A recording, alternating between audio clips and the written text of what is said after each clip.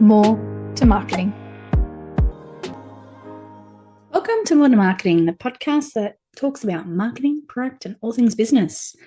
I'm your host, Susan, and today we're going to be talking about B2B partnerships and cross promotions between complementary local businesses. If you're tired of shouting into the void of social media, haven't quite cracked that algorithm, or if you feel like you've hit a ceiling with your current audience, because let's face it, you can only talk to them so much sometimes, this episode should give you some practical tips on how to create that roadmap to really build those audiences without that added layer of feeling a bit spammy or potentially desperate. So let's jump in.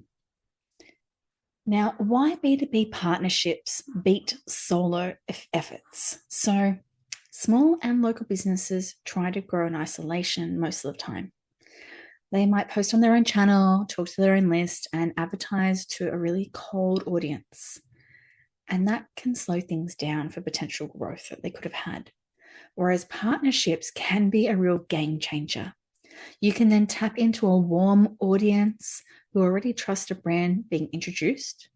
You lower your cost of acquisition because you're leveraging an existing relationship. And you're building a network effect. The more partners you have, the easier each new launch can become.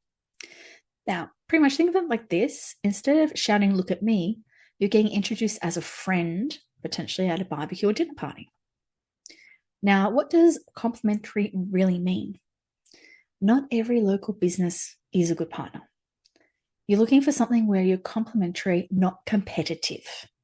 So complementary in this sense means you serve the same type of customer. That means your audience should be similar.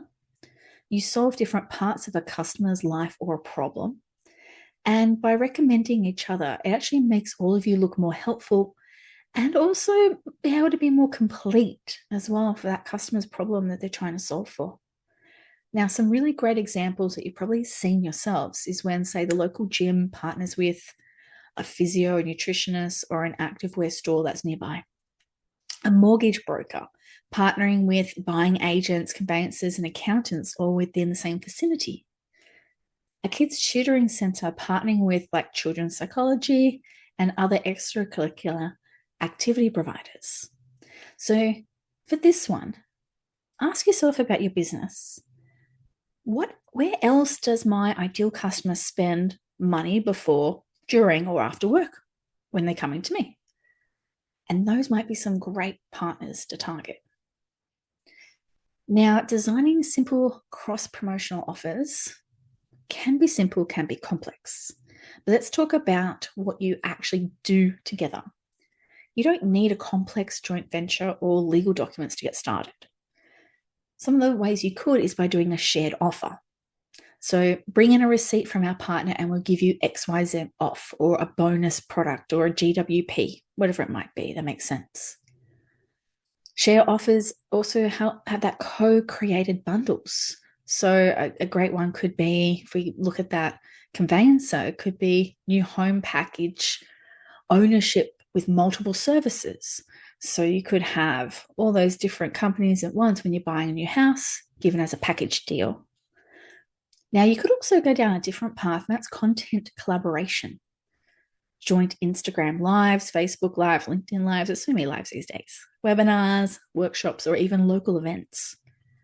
You could do a co-branded guides or checklists with your audience that they can download for free as a handy guide. Now, in-location promotions are also pretty cool and can work really well for you. Flyers, QR codes, or small displays in each other's premises. I know for myself, I go to my local pool shop. There's a whole pile of different business cards out for all the different suppliers that can help with pools. Feature a partner of the month section if you've got that many different options so you can actually showcase them. Or if you've got an email newsletter, have it in there. Keep the first collaboration small and easy to execute. The goal is to test the relationship, not to create a second full-time job there. Now, starting partnerships can be a little awkward, so reaching out to another business can feel quite intimidating. But remember, we're also trying to grow. They are trying to grow, and together you could do something amazing. And most have never had someone come to them before with a clear, thought out, collaborative idea. So that's what you should do. Very first, have a simple structure for your approach. Lead with an alignment. We serve a similar customer base and describe it. We've been following you for a while, and I think our service or product complements each other. Then make it about their benefit as part of this pitch. So I love to find a way to add value to your clients and send more people to you. Or I think a collaboration would help both of us give a better experience to type of audience. Now, suggest one low friction idea. What do you think about a simple cross promo where your clients get XY benefit from us and we get XY benefit from you? Or we could co-host a short workshop with our audiences all being invited and see how it goes. Now, the thing about this is you're inviting a conversation, not a commitment. So just say, I'm open to talk about this further. Maybe we grab a coffee. Maybe we brainstorm for 20 minutes. Just make it sound short and sharp and beneficial and not taking too much of their time to talk. You're not begging. You're offering a structured way for both you to grow. Now, guardrails of partnerships are needed. Partnerships can also hurt your reputation if you're not careful.